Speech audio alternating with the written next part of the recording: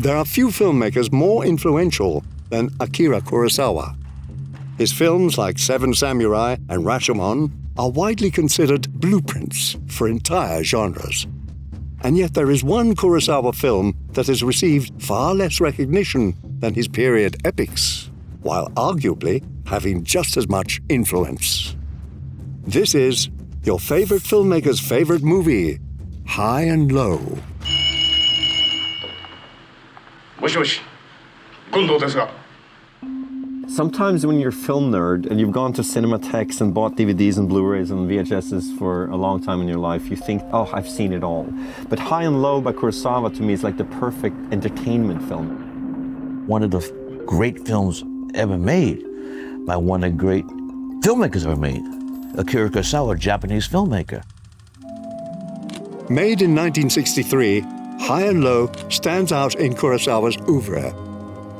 The movie is a modernist crime thriller, looking at a rapidly changing Japan through the lens of a brutal kidnapping.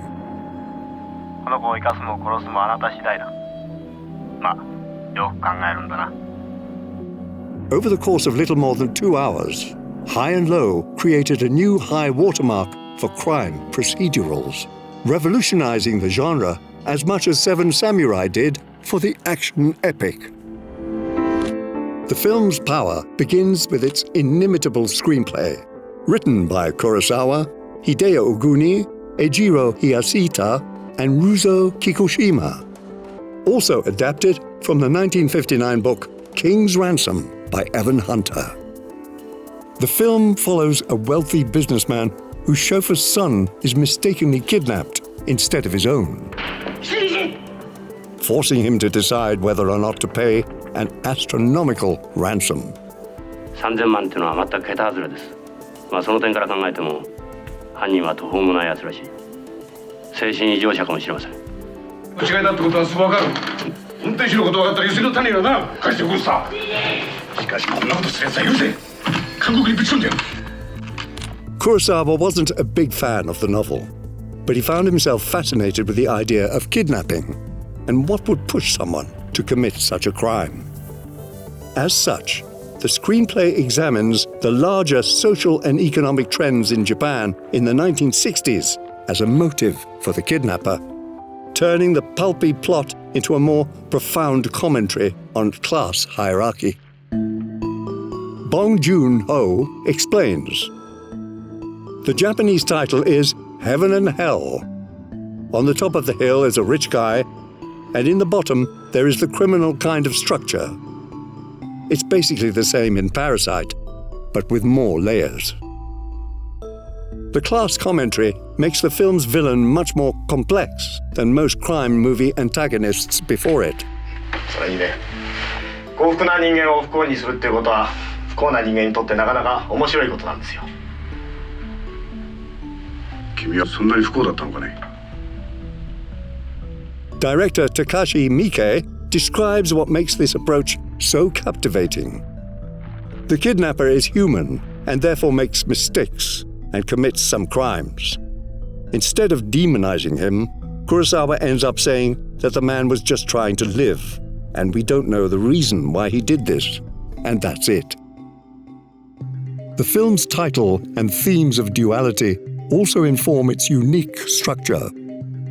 The story is essentially cut into two halves, the first half taking place almost entirely in Gondo's apartment, and the second half following the manhunt for the kidnapper. Critic Stephen Prince notes, although the characters of the film remain oblivious to the social and economic divisions in Japanese society that have set Gondo and the kidnapper in opposition, the structure of the film visualizes these very divisions. The bifurcated narrative formalizes them. This distinct structure continues to feel singular to this day, but its plot mechanisms and deliberately anticlimactic ending have influenced many iconic procedurals. Forget it, Jake. It's Chinatown. Such as Bong Joon-ho's Memories of Murder or David Fincher's Zodiac. High and Low's cinematography, too, is the stuff of legend. Takao Sito a co-cinematographer on the film, explained the ethos for the look of the film. Mr. Kurosawa and I both dislike special camera techniques. Fundamentally, the camera is not a player. It is there to record all that ought to be recorded and nothing more.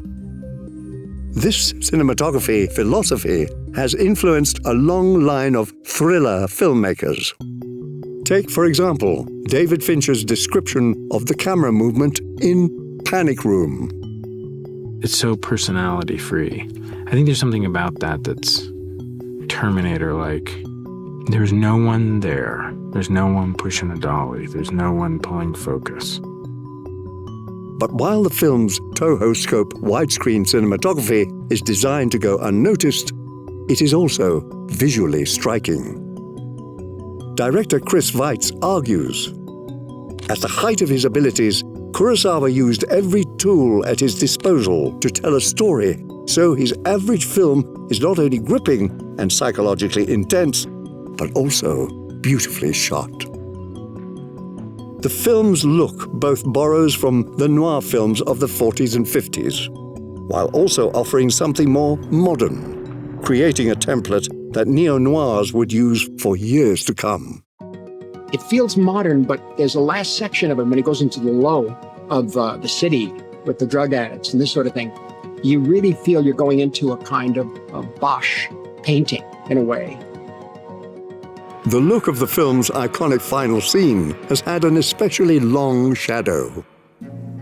James Chinland, production designer for The Batman, explains how the sequence inspired him and director Matt Reeves. That was very inspiring to Matt, where there's sort of a reveal. The screen goes up and they're in this interrogation room. So I think we were really looking at different ways of revealing the characters. We knew that we wanted the Joker, for example, to be there, but not there. And sort of layers of glass and mesh and shadow and light. Like, how could we reveal the characters in different ways and still maintain mystery? Kurosawa takes full advantage of the widescreen aspect ratio to execute intricate compositions and masterful blocking. Kurosawa's ability to maintain dynamic blocking even in drawn-out scenes that take place in one contained space, continues to be studied by directors today. Chris Weitz elaborates, the stakes in the movie are very complicated, and the first hour or so is spent in one room. It feels like a play, but you never have a sense of stagnancy. It's just incredibly tense. Kurosawa was a master at staging multiple actors at once, which is what he's doing in the first hour of High and Low. In contrast to the obviously impressive blocking of the battles in his period epics, Kurosawa's staging is much more subtle in High and Low, but it's a feat in its own right. It took me a little while to figure it out, but every movement of the characters, Mifune and all the people around him, were all designed.